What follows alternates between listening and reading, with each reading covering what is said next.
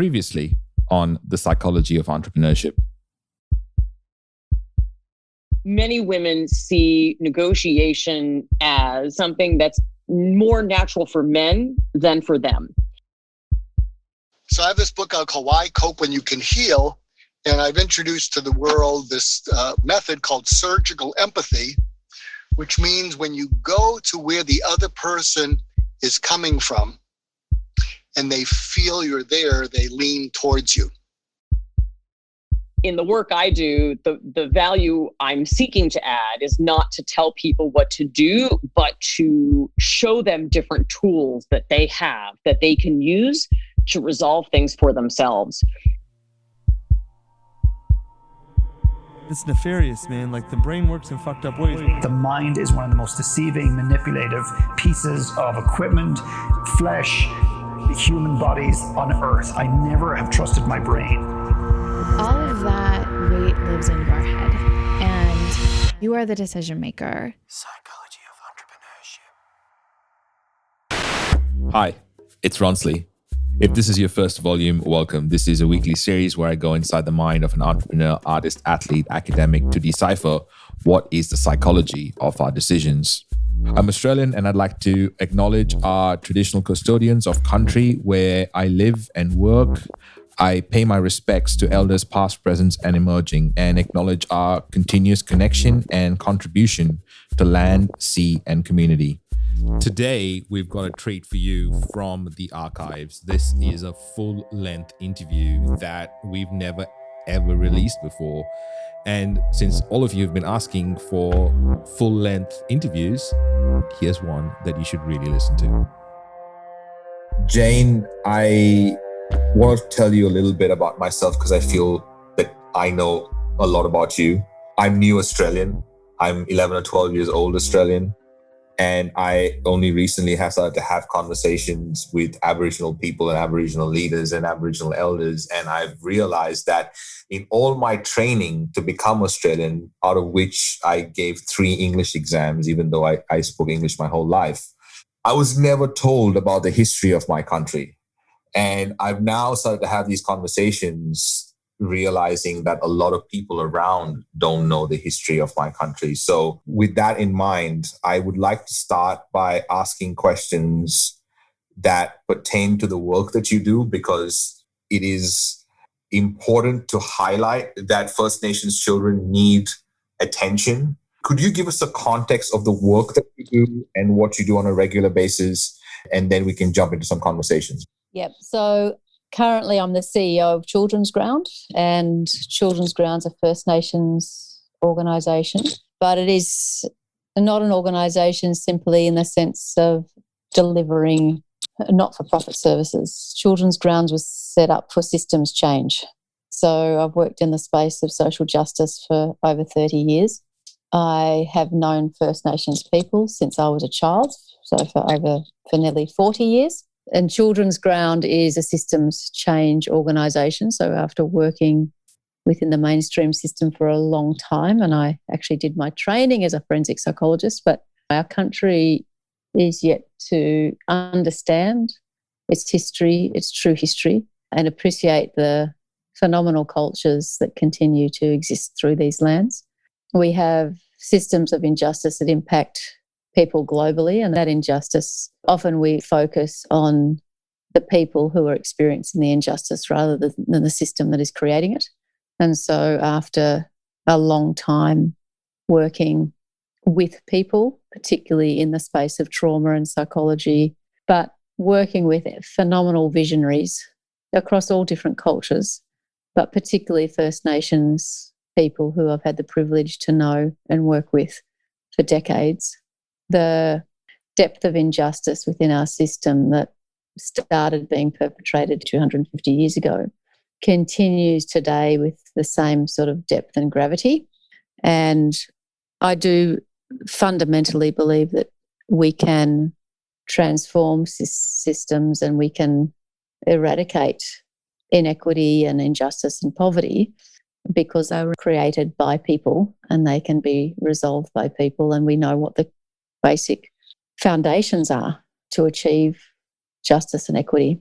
So Children's Ground is led by First Nations people. It understands that change will only come about by a shift in power, that it is power and politic, and that is usually perpetrated against minority groups, and in this country, whether it's refugees or people of culturally and linguistically diverse backgrounds or people who have lived with intergenerational economic poverty, all of that, it stems from a system that is not designed to empower those groups. And the people who have suffered the most at the hands of that system are First Nations people. So in my journey, I guess, in knowing people and my own personal experiences, professional experiences, and sort of organisational experiences, and knowing incredible First Nations leaders and elders, Children's Ground evolved. And I've been very lucky to walk alongside amazing people. We have in this country the oldest living knowledge systems in the world. If we stop for a moment to think about over 65,000 years of evolved knowledge systems and practices in any single area of expertise. And in my small exposure to that, I have been blown away by the brilliance of these knowledge systems. But they're not seen or heard or recognised or understood or privileged in these lands. And as a result of that, First Nations people continue to experience exclusion and racism and injustice. So Children's Ground is very simple in many ways, and I think it is the foundation for achieving justice anywhere, in that you place the hands back in the power of the people who should have it, and they are the people at the grassroots who have phenomenal experiences and knowledges and visions and solutions to resolve the situations they find themselves in. And they are the experts in their situation. And those of us who are lucky enough to have been born and grow up with privilege like myself, then I feel that my role and responsibility is to impact the systems to allow people to have that power and privilege over their own lives. So Children's Ground, First Nations mob leading the way, understanding First Nations systems of law and society that come from the land, recognising the experts from the land, recognising that expertise starts with elders and goes all the way down through to children. And very simply, in any given community, ensuring that every single child of the next generation is afforded the opportunity to be privileged in their language and their culture, but also with the Western and global knowledge systems that they should have availed to them to make independent, informed choices to be economically and politically free. There's so many things you bring up, including the systems that need to change. I want to talk about that. You mentioned intergenerational poverty, which is huge. But one of the things I wanted to ask you before all that is, do you see with the recent events, with last year, with 2020, with COVID, with Black Lives Matter, with the whole bunch of things being questioned, do you see that shift in power being accelerated recently at all? I don't think the shift in power has accelerated. I think the recognition of the need has accelerated. And I think the visibility of the issues have become more understood. And as a person of colour, I feel that the global movement allowed for this dramatic shift globally for white people to be able to stand behind and next to, not in front of, to hear the voices of and be part of a collaborative system for change, and to recognise their power, the power of their voice and their actions in creating the changes in the systems that they have privilege in. That to me was the biggest shift last year. So it wasn't a shifting from not necessarily an us and them, but two sides of a coin, to people standing on one side of a journey and walking together to achieve justice. And I don't think the power has shifted, but I think the way we walk together, the way we recognise it, the way we amplify, the way we understand, and the way we accept the deep structural reform and systemic reform and things like that. When I started in this work, people didn't even understand what it was, but it became common language last year. So I think those sorts of things to me are really exciting. What kinds of conversations are coming up now that you're having with people that you've been having these conversations for ages and people might have not, the penny might have not been dropping for them then?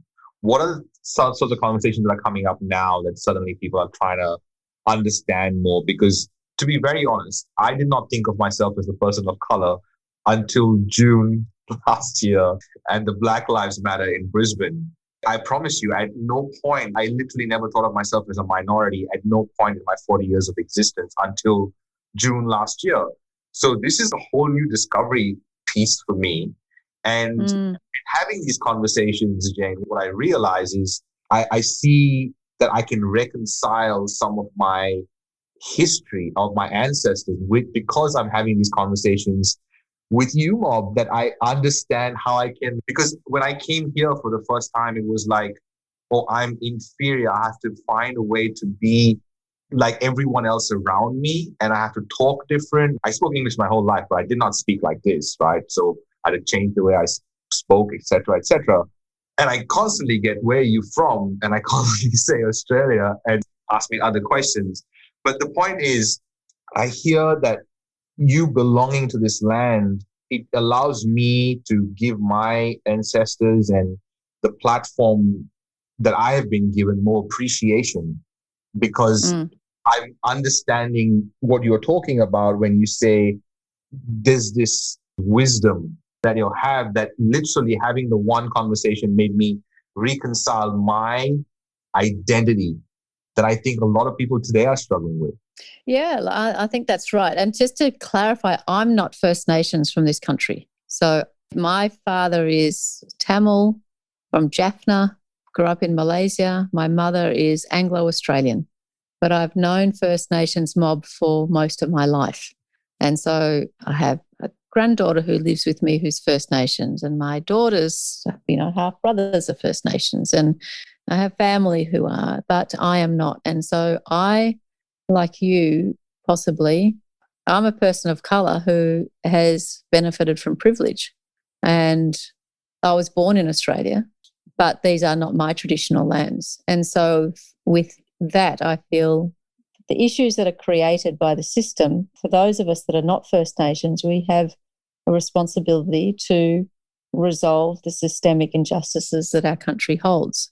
It's often has been placed at the feet of First Nations people to do that work for 230 years. But in fact, it's the work of those of us who are not First Nations to do that work, because they are injustices that we have all created. And so I feel that responsibility very strongly. And in that, I think there is a really interesting conversation about identity, place and belonging. And when you speak about coming to Australia and having speak differently, I think or to fit in, William, who is our chairperson, First Nations man, who I've worked with for over 20 years, he talks about grades of assimilation. And I speak about what it requires for, whether it's me, maybe you, but certainly for First Nations people, to succeed in mainstream is to constantly compromise your identity to be part of the accepted majority. So whether that's the way you speak or the way you act, I find myself most often in environments where I'm the only person of colour. Now, I also don't identify so much as a person of colour, but I recognise that I adjust the way I think, feel, talk to be able to pursue the things that I want to pursue. And First Nations people are forced to do that all the time. And generally, the process of assimilation is that the more you compromise and the more you assimilate, the more accepted you are. Now, at Children's Ground, what we're saying is that we don't want a situation where if you're First Nations, you are going to live in economic poverty because you're not accepted. But if you compromise that and you speak English well and you stick to the rules of a mainstream dominant society and linguistic society, you'll get along. And in each of those steps, the more you do that, the more often people are forced to step away from their cultural roles, rights and responsibilities. So when we're at Children's Ground, we talk about a future where children have the inherent right to be First Nations in a global world. And this is what families want for kids. They want them to know their land, their language, their culture, to be secure in their identity, and to have economic and political freedoms. And we should be able to achieve that across the world for any child, anywhere, where they are accepted in their identity, in who they are, in their culture, their language, their place, but they have the access to the global opportunities that all of us want to experience. So that is our 25-year agenda for Children's Ground. So it's a 25-year journey. And we know that if we start this process when kids are 8, 9, 10, 11, and 12, we're already playing catch up and it's remedial. So we want to privilege these kids from birth so that they are on that journey. They never question their identity or their legitimacy or their culture or their language. And First Nations people have been multilingual forever. They've been traders forever. They've got economic systems. They've got social systems, legal systems, health systems, educational systems. It's about privileging those and building a global context around that kids can access and leapfrog from. I love these conversations, Jane, because I think it's more therapy for me, really, because I make connections that, I would have never had the opportunity to make connections. And when you're talking about all these things, I realize that, of course, my place of privilege, when I constantly think that I am probably 1% of my whole class that made it out of India in my whole sort of batch. And I was in a position that I could come here early, and my parents made decisions like teaching us English from day dot, not speaking Portuguese or Konkani at home, which made us very English focused. I think in English. But then listening to you, I'm going, wow, I've had the privilege of being brought up in that culture and then come here and take the good, really. And that's what I've done. I've just taken the good of both. And I can only imagine once we're exposed to all the things you're talking about that have been sort of hidden, that Indigenous Australians and First Nations people have been doing for generations and decades and centuries and millennia. It's funny because now we're finding the simplicity of a candlelight dinner. Now we're finding the simplicity of having a deep conversation. When it's crazy how we're going back to traditions of yoga and people are going, but yoga's existed for such a long time, right? That's exactly right. But even if we think about the bushfires that are raging in Perth and the bushfires we had earlier this year, and First Nations people were the first scientists, they were the first environmentalists, they were the first land managers. These knowledge systems are phenomenal in their complexity, and we have ignored them, and now we are suffering the consequences of that. We have medicines throughout the lands of this country that Aboriginal mob use still today that are not known, understood, appreciated. We have health practices that people use. They sustain the oldest living continuous cultures in the world. And we're fighting to protect those knowledge systems. Just this year, in the last 3 weeks in Central Australia, we've lost 3 elders from 3 different nations. And they are the walking professors and knowledge holders and libraries and practitioners, because this was an oral experiential training, and they're not coming back. That's 3 whole nations, not 3 from one. We call them living libraries. You go in and they are the professorship on all of these subjects and knowledge, and that's what we're losing in Australia without people even realising that it's happening. Obviously, I'm a guy. So my first idea is how to fix it. But one of the things that I'm having conversations with people, and Mandanara Bales is a friend of the show. She's got a podcast called Black Magic Woman. And she's talking about having a network for podcasters that are only First Nations so that we can get a radio station going. So more of these stories are being captured. I mean, you're working in the field. What are the levers that we can pull that seem that there are probably small things that can be done that might have a bigger impact? What's the 80-20 on making these changes? The reason we started Children's Ground is because we have to be realistic that this is about long-term. If we really want to disrupt things, if we really want long-term sustainable change that is honest and real, it is going to take time, it is going to take investment, and it is going to take a change in a power structure. That's not saying that you throw out the power structure that we have, but what it means is all of your work is about amplification. It's about voice. It's about recognizing people's histories, truths, voices, and visions, and recognizing that through people who usually aren't given the opportunity to have those voices heard. And that is your commitment. So part of what you do already is that. At Children's Ground for us, we know that if we can put this intergenerational model we have in place, which is founded on First Nations knowledge systems and understood through our expertise and knowledge of intergenerational trauma, poverty and injustice. I can tell you 100% that if we can put these things in place for long enough, in the right way, it will shift everything into the future. Now, what we say to people who want to invest in Children's Ground is you can fund a project. I've watched this film, would have this project here and that project there, but on their own, those projects don't shift the status quo. So to shift the status quo, it actually requires a collective interest and a collective vision over the long term. And what we know we have to do is then evidence that. We have to build the evidence base, and then we need to use the evidence base to compel policy change, to compel a change in the way the government does its business in this space. There's a lot of vested interest from a lot of people to keep things the way they are. So yes, there are the things that people can do that are easy gets is to become more aware, to take the personal responsibility you have in your life to understand, to listen, to connect, and to act. And to act in any way that works for you as an individual. And that might be in a small way or it might be in a large way.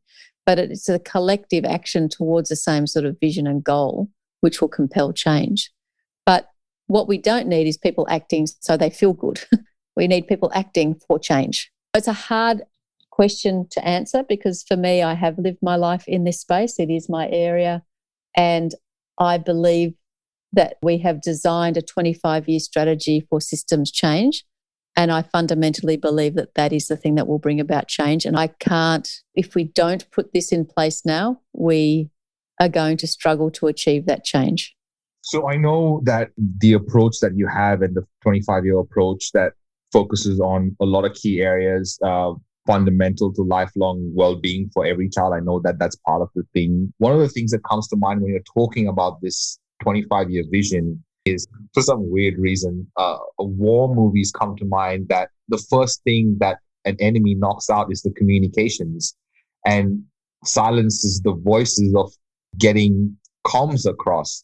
And in this 25-year vision, because shifting perspective right now is being controlled by the media. One of our strategies is how do you change the dominant narrative? And we, all of us, just a part of that. We haven't had the resources to do this research, but we know intuitively if you did research on the representation of First Nations people in the mainstream media over the last 10 years, how much it would be negative and stereotyped and how much would be positive. So part of our core strategies is to ensure positive representation of First Nations people all the time. So amplifying the power, amplifying the voice, celebrating, ensuring those voices come through in anything that we do, ensuring the voices of young people, adults, kids, elders. And that to me is something that everybody can do. You don't have to scratch the surface much in your community to find phenomenal human beings doing incredible work and amplifying those voices and shifting the narrative. And that communication narrative is massive. And the thing about communication is that is what First Nations mob are experts at, complete and utter experts at communication and social engagement. So whatever platform people want to use for themselves is important. So as you say, the woman that you connect with, I think it's brilliant to have podcasts that are First Nations directed, specific and focused and targeted. And then we started doing some webinars last year and we were amazed at how many people were interested and took up. Because I think there is a hunger. I think there's a really honest hunger across Australia to be able to understand, access and appreciate First Nations people's systems, knowledges and history from non-First Nations people. I think that it really is something that the people will lead, not the politicians. So I agree with you. I think the communication space is a critical space to compel that change. Yeah, when I was talking to you earlier about how I feel it was a big change for me to go from being Indian to being Australian. And then becoming Australian, I didn't really feel Australian until I started to speak to the Australian, the real Australian. And now I've never felt more Australian. It's weird. It's this really weird sort of dance that I do with my identity. And my wife and me have this conversation all the time. And I can only imagine that when you see children, you deal with First Nation children, you must have these identity issues that you deal with, that you see that come out in everyday interactions that probably people in the first world, I'm doing air quotes, might never witness. But if I said to you, what makes a child grow up to, what are the foundations for any child? That's my question to you. You tell me. What's the foundation for a child to have a good life? Well, love, I think, is probably, I keep feeling critical thinking, and them being able to think for themselves and is a big one. And I think that comes with self-confidence. So being comfortable with self probably is maybe the most important thing, if I had to go in a roundabout way and think out loud. Yeah, that's it. And then if you have those things and you don't have any opportunity to pursue, then you're going to have blockages. So if you don't have health opportunities or educational opportunities or economic opportunities, then those things sit with you. What we do at Children's Ground is so simple. It's ridiculous. It's saying if you're a child and you have safety around you and you have your family around you and you're connected to your language and culture and you have some decent early childhood education, health, and it really reinforces your identity and you're given the tools to make decisions when you finish school, things will be pretty good. That's as simple as Children's Ground is. But what we have to do is do that for every child in a community. Because if you do that, at the moment we're asking kids to leave and go and have a scholarship somewhere or leave their communities, and they're coming back to communities in absolute disrepair because we haven't invested in those communities. People I work with live in tin sheds with no running water. They're traditional owners of their country. With Children's Ground, we just go about the foundations: love, critical thinking, self-confidence. When I look at Aboriginal kids being brought up as a psychologist, they are given that in spades. So the way Aboriginal kids are brought up in the world, their early childhood development, First Nations early childhood development, absolutely kicks out of the park any other early childhood development I have ever seen anywhere, in any culture. Kids are raised to be confident. Kids are held. Their identity is secure. They know who their family is. There's a focus and a real sort of everything is about family, connection, society, who's around you, who you're connected to. Because when you are born, that is actually when your identity is secure. Whereas in the West, and for my father as a Sri Lankan man, and I know for a lot of my friends, it's who you become that's important. And I heard your TED talk when you talked about the self-thought about would your father say you're going to be an engineer? But we see that all the time, don't we? It's who you become that is important. Now, for First Nations mob is actually your birth and your connection to your country and to people. That is the primary single biggest important thing. So you are born into your identity. You don't become your identity. So in fact, as kids have this incredible strength in who they are. They're not spending their life becoming successful because their success is actually how they recognize and fulfill their responsibilities to their society and to their land. It's not who they become and how rich they become. So it's a really different foundation. So what you find is kids are raised incredibly to be confident in their environment. You know, in the West, again, we often go, don't touch that, be careful of this. We're so cautious around our kids. First Nations kids are encouraged to explore. Their spirit is held in place for them to become who they are. People go, oh, Aboriginal people are amazing sports people. Well, it's not a coincidence. Kids are encouraged to be physical in their environment, to have prowess in their environment, to become masters of their environment, not to be scared of their environment. And so those foundations, they are all there for kids. The barriers are actually the systemic barriers that we put in place to stop these kids having the opportunities they should have to be able to express their brilliance. That's what we're trying to change.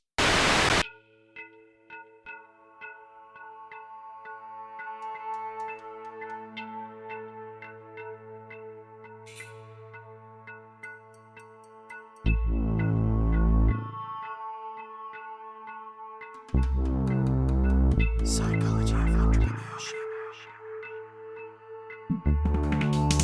Our aim with this audio documentary has always been to build a strong community of entrepreneurs and creatives to provide a space where they can use their voice to share their authenticity with the world. As a valued listener, your voice matters too. We love to hear your feedback and ideas, so don't be shy to let us know how we're doing in the ratings and comments. If you have a message for our production team or know someone who would be a perfect fit as a guest, you can find out more information on how to share your input at psychologyoфentrepreneurship.com. So let's talk about systemic, because I've had it written down here for a while now, systems that need to change, but there's obviously a lot of systems that need to change in general. I mean, we can all pick a bunch of systems that need to change.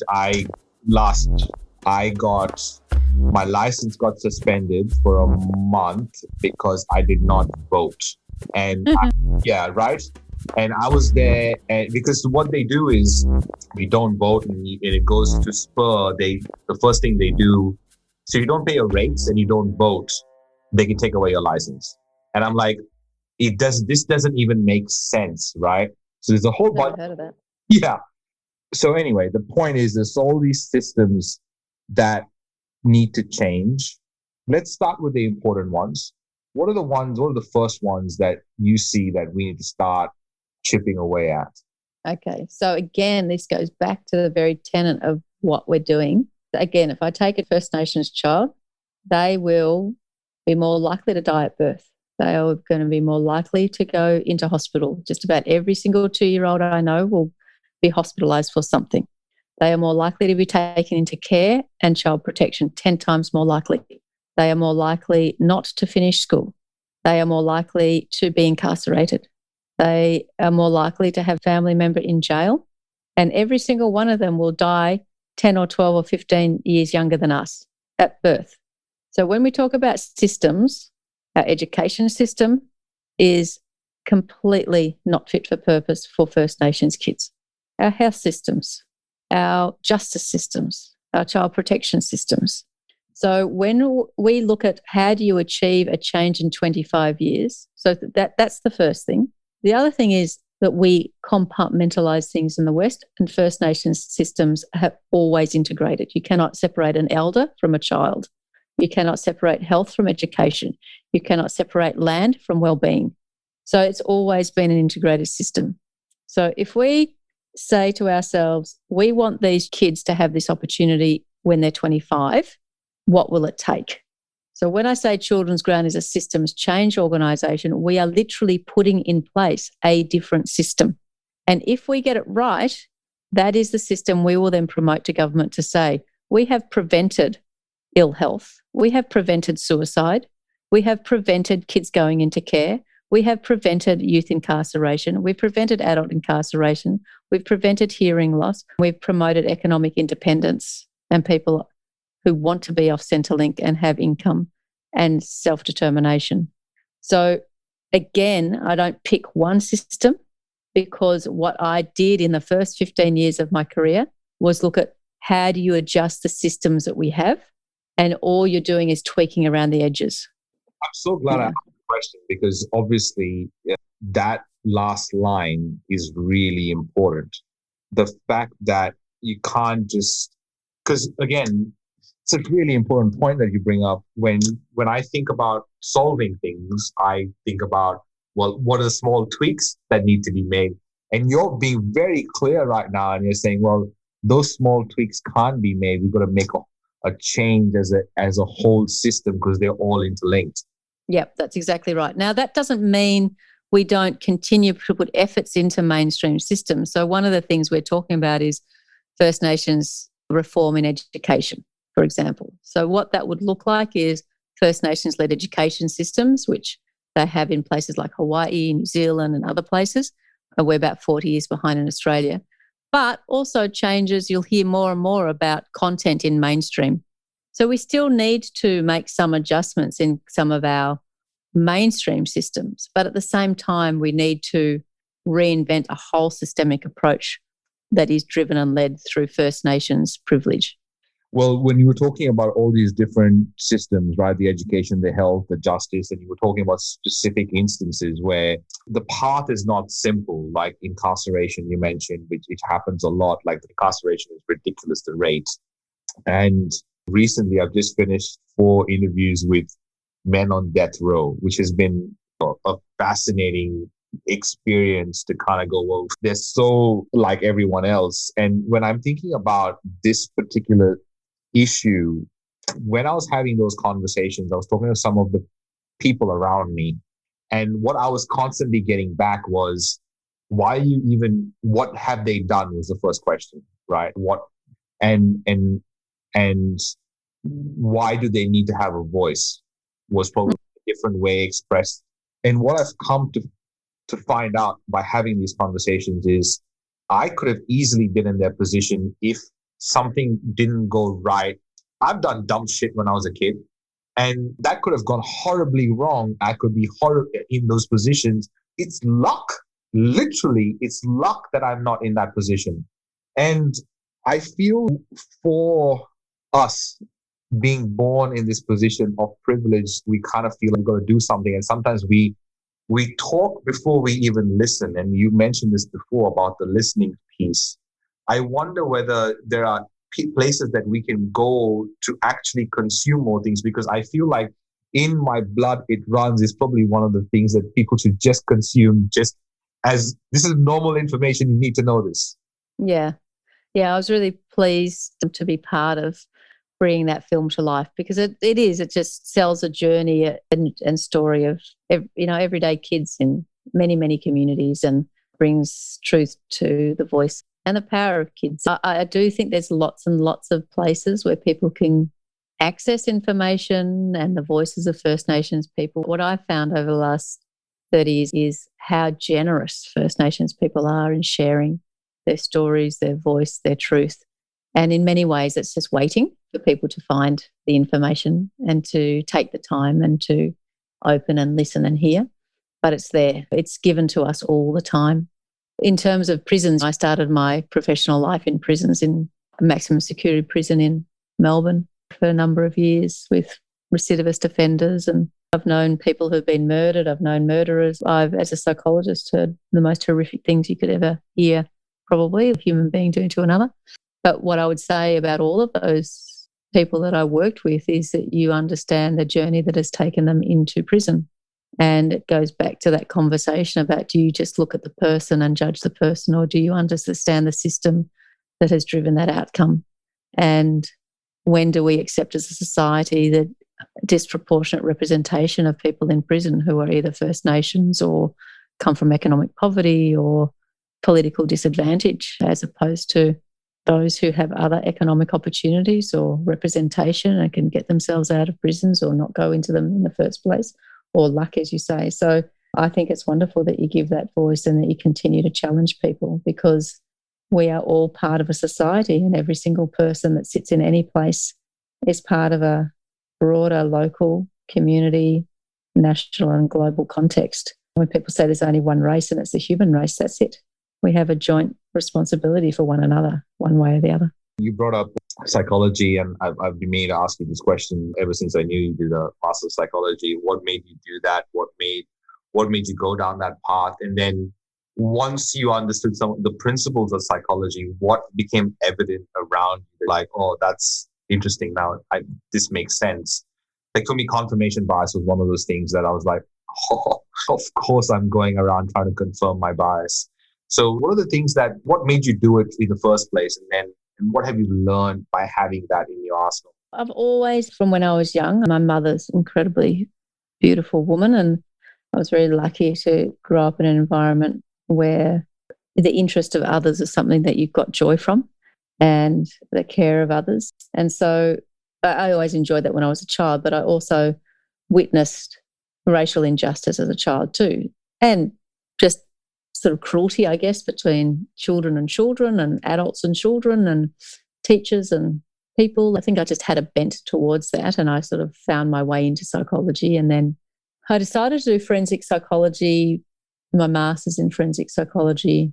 And to be honest, I'm not quite sure what led me to that path, but I do remember stepping inside Pentridge Prison, which was the old Bluestone prison here in Victoria, and visiting there and thinking, I cannot believe that this is how we would treat another human being, irregardless of what a person does to another person. This is not how you treat a human being. And the level of within the structure itself.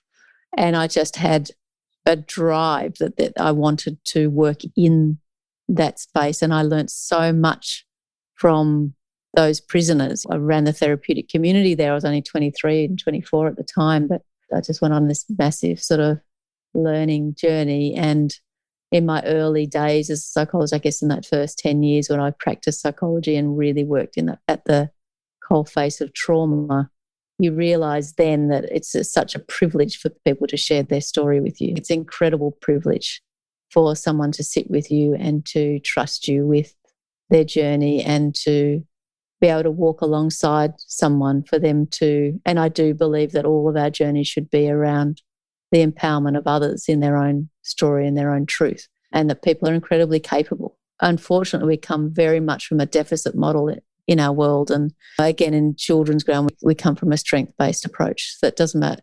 The most traumatized people in the world are often the most sensitive and emotionally intuitive, incredibly powerful and resilient, and knowledge about people. And so how do you hold a space for somebody to walk through that and to come through, whether it's the violence they perpetrate against others or themselves if they're suicidal or alcoholics or experience violence. And I've worked with women and I've worked with men, I've worked with perpetrators, I've worked with those who are survivors. And I've learned more probably than I've ever given. So what have I taken from that? I don't know. You said how when you worked with the people on death row, how easily it could have been you. And when we talk about privilege, for me, that's what it is. It's any single given person could find themselves in a situation of distress or trauma or violence or war. It is simply the birth and the environment that you find yourself in that will determine what your life experiences are. But our fundamental underlying humanity is amazing. And the people that I worked with in the prison who, as you say, people from the outside would condemn them tomorrow, had greater moral fortitude than some of the politicians and most incredible business people that I've met across my life. It's just, what do we value as a society? Jane, when you're saying all this, I remember that brought up in a conversation, and we got into this conversation about how the jailers think that the prisoners want to be inside prison. And my wife could see that I didn't know how to respond, but I was getting infuriated that he jumped to the conclusion, because he had never had a conversation with someone from prison, but I just did. And he was making that judgment. And I'm sure that the people in general probably jump to that conclusion that they just want to be there. What would you have to say to that? And also from your years of experience from a psychological perspective, why do people jump to that conclusion? Well, I think there's two things. One is people don't understand what it means not to have your freedom. And when you don't have your freedom, then people are very raw and honest in a way that you don't find in any other sort of context, I don't think.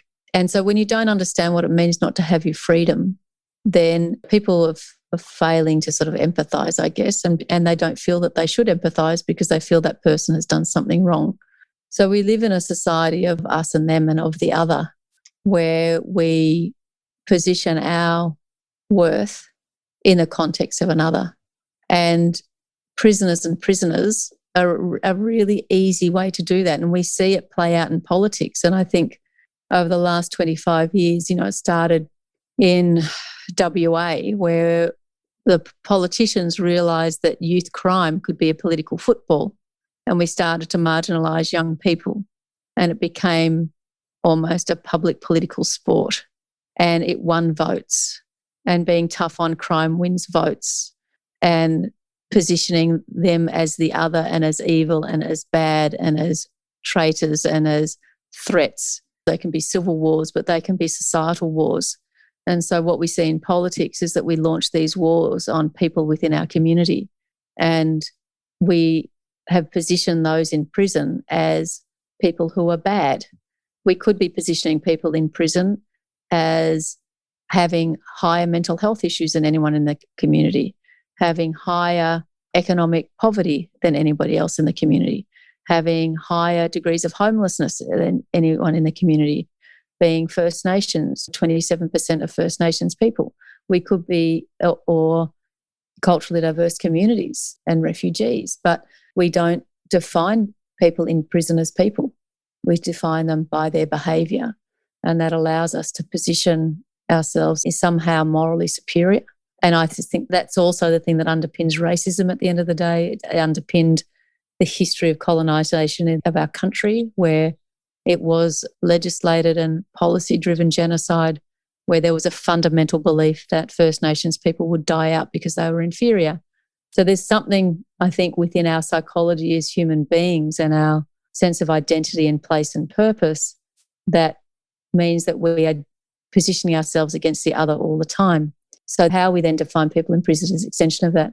It is one of the reasons why I love First Nations systems of law and society, because they're phenomenally complex and they belong to a system of land, and it's a collective governance system and it's accountable governance system. So there's accountability back to systems, to societal structures and laws that are based on equity in a way that our systems aren't. It really is quite phenomenally brilliant. And I think it is why it's the oldest sustainable culture. You know, there's a whole lot of other systems of knowledge that bring that, but fundamentally it's a social system and the system of responsibility and accountability within First Nations systems that has sustained communities over generations, so many generations, and we don't have the same in the West. So I don't know if that answers your question, but No, it was. I love that line. People don't understand what it means to not have freedom, and I think we make the judgments because we've never witnessed what it's like to not have enough food to eat. For example, I said this yesterday somewhere. I can't remember where it was in a meeting or in a speaking thing, but like I said to the audience that in Australia we don't have any idea what it's like to be entirely poor. I mean, poverty in India is a different level of poverty. I think it's hard for someone here to even, like in general, like you have support and you have these systems that are created that allow some people to never witness going a day without food. Doesn't necessarily happen in most parts of the world. I wanted to wind up on this particular thing because it is important to understand, because you spoke about trauma, you spoke about intergenerational trauma especially, and because intergenerational trauma are two words that could be easily misunderstood depending on people's perspectives, I would love for you to, if you could explain what that means first, and if you could give examples of what First Nations people go through when it comes to intergenerational trauma. I'll do that. And then just to finish off that last sort of thing around incarceration, the truth is most people are in jail because of crimes of poverty that drive, and in all the people that I've ever worked with, people who have been violent, people who have been, I've yet to come across somebody who wanted to treat somebody in that way and who isn't, personally aggrieved by their own behaviour. Most people don't want to be violent. It doesn't justify their violence. That's a very different thing. They have a responsibility for their behaviour. But just because someone behaves in a certain way doesn't mean that's how they want to be. Back to, intergenerational trauma. So there's lots of work being done in epigenetics around understanding the impact of trauma across generations. What we absolutely know is that exposure to trauma impacts your health, your mental health, all sorts of things. So it leads to increased risks of suicide, increased risks of heart disease, increased risks of early death, chronic diseases, all sorts of things. And it makes sort of common sense that if you experience trauma and you experience it repeatedly, then it is going to have an impact on your health and your mental health. Intergenerational trauma has two facets. One is kids are being born into environments where their parents and grandparents have experienced trauma and carry the weight of that trauma with them. And that in itself impacts on a child's life. So that might be the impact of trauma in that parents or grandparents' own health, mental health, economic health and cultural health will impact the environment for that child. There's also work that says, well, if that child's in utero, are there genetic changes for that child as a result of trauma? It's being held by that parent at the time that that child's conceived, and then that child's coming through a whole process of trauma, and that parent is holding the trauma of their previous generation's trauma. And I think they've gone back 3, 4, or 5 sort of times of that trauma being able to come through. And that's some of the research that's happening. But what we know around generational trauma is that if you think that everything about society and law comes from the land, and that is what we remove from people. So we do this timeline of colonisation, which is really important for young Aboriginal people, First Nations people, to know their history and their truth. It's important for non-First Nations people, but it's equally important for First Nations people because they're being denied the truth of that history in their own academic institutions. And some young people don't know that history, and so they don't understand why they're living with such stress and distress and why it's such a challenge and why the barriers are there and how they might be able to shift that. But we forcibly removed people from their lands. We enslaved people. We murdered people. We tortured people. We stole children. We poisoned people. We placed people in forced sort of labour. Every single aspect of their life was controlled, where they could live, what they could do, where they could move, who they could talk to. They were punished if they practiced culture and language.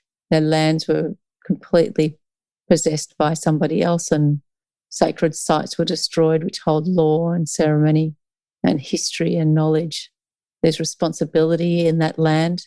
So as soon as you take that, you damage the responsibility that someone has, their ancestral responsibility to the care of that country. So that was just a constant assault on people's lives in the first 100 years. And then we put in legislation after legislation after legislation after legislation for the next sort of 80 odd years to keep people completely under the control of the state without any real freedoms, without any recognition, without any knowledge. So that only started to shift in the 60s. And then in the 70s, there was this short period of self-determination where we saw Aboriginal organisations evolve, and this fantastic sort of people being able to have freedoms of movement and try and find their ancestral lands where they could.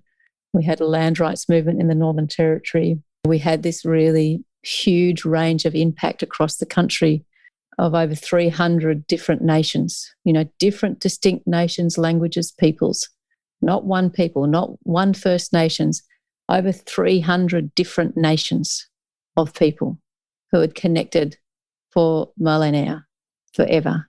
Now, the resolution of that is actually around the empowerment of children and giving them the right to their own history, their own knowledges, their own languages, understanding the incredible resistance and resilience and freedom fighters across these lands.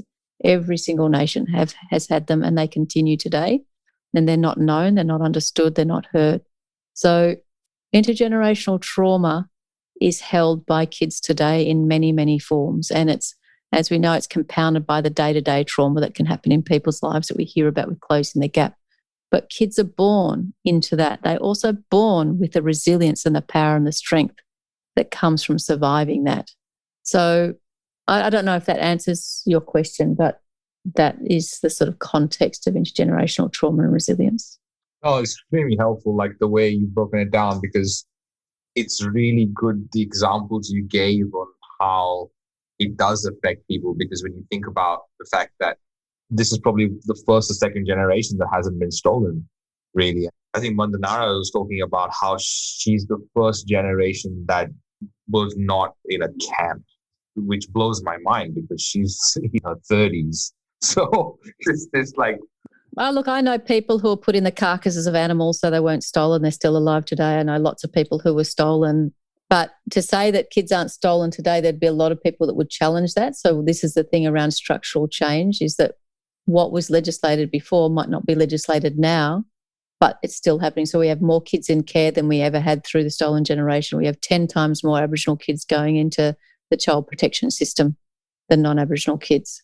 So we still have the removal of children at rates that are horrendous. So hold on, I was about to end this thing, but this is obviously something really important. So the system is actually stealing children. First Nations, lots of First Nations people say we still have a stolen generation. We have kids. The facts are Aboriginal children go into child protection at 10 times the rate of non-Aboriginal children. And the levels of children in care are higher than at any other time in our history, which means they're being removed from their families, removed from their identity, removed from their culture and in care. So it's a different form.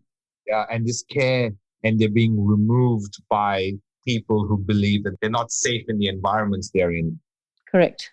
And sometimes they might not be, but why is that? And is the response to remove them? And sometimes they won't be, but they're being judged as. So it's complex. But the reality is that we have a whole generation of children now who are being removed from their families. And that's a whole other conversation that we could have another day. But one thing that I'd like to probably leave you with is I wrote this little, I think I might have put it on something on our Facebook, but how many welcome to countries have you gone to? One, maybe. So lots now in Australia, we have welcome to countries at events and ceremonies and all sorts of things.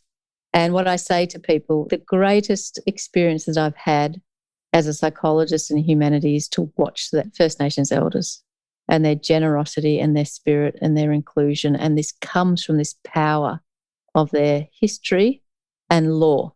Every day there's probably somebody doing a welcome to country in Australia, a First Nations leader.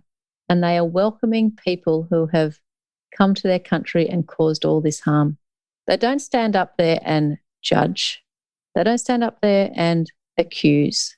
They don't stand up there and threaten. They stand up and they welcome with a generosity of spirit that comes from a very, very deep law of the lands. Because when people welcome you to their country, they are giving you safe passage on their country, even though you are living on their countries, on their sacred sites, on their seas, on their lands, with your children, and they continue to have their kids removed from people put in jail and living in economic poverty and without any political voice. But still they come and welcome us with incredible and leadership and humanity because it comes from a deep law. That's the question. Psychology of entrepreneurship is an interesting one, but to me it's around the psychology of humanity. And that is the power of a deep law that comes from millennia of generations that allows people the power to welcome us always, despite being in this intergenerational injustice. Well, I never even thought about that. And I think that now I just want to attend more welcome to countries, because even when I did attend that welcome to country, I didn't realize what was going on. The penny didn't drop then. I thought it was a performance. It feels very different. I don't feel good admitting that, to be honest, with what I know now, but that's the truth. And I just want to be truthful of when I did experience it. I didn't know what it was. I didn't know that. I think a lot of people don't.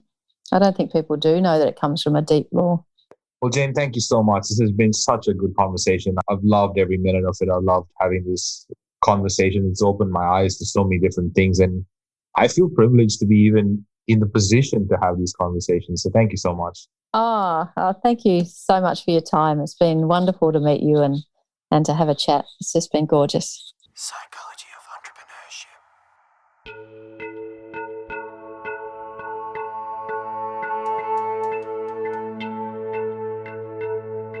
Coming up on the Psychology of Entrepreneurship.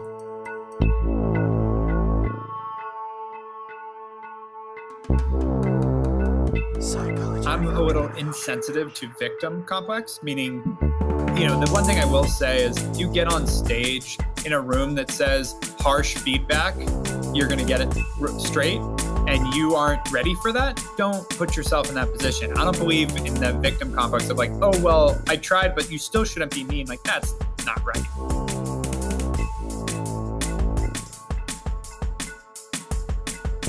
I don't do the pity party thing on the other side. Like the pain points and the struggles of running a business, I'm not public about because I don't think it's not productive. Psychology of entrepreneurship.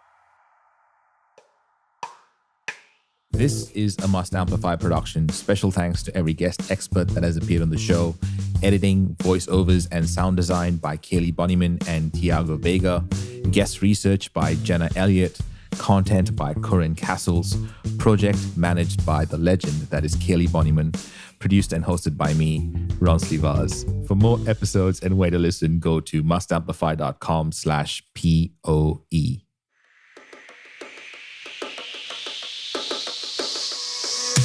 Love the polished audio docuseries style of this podcast, The Psychology of Entrepreneurship?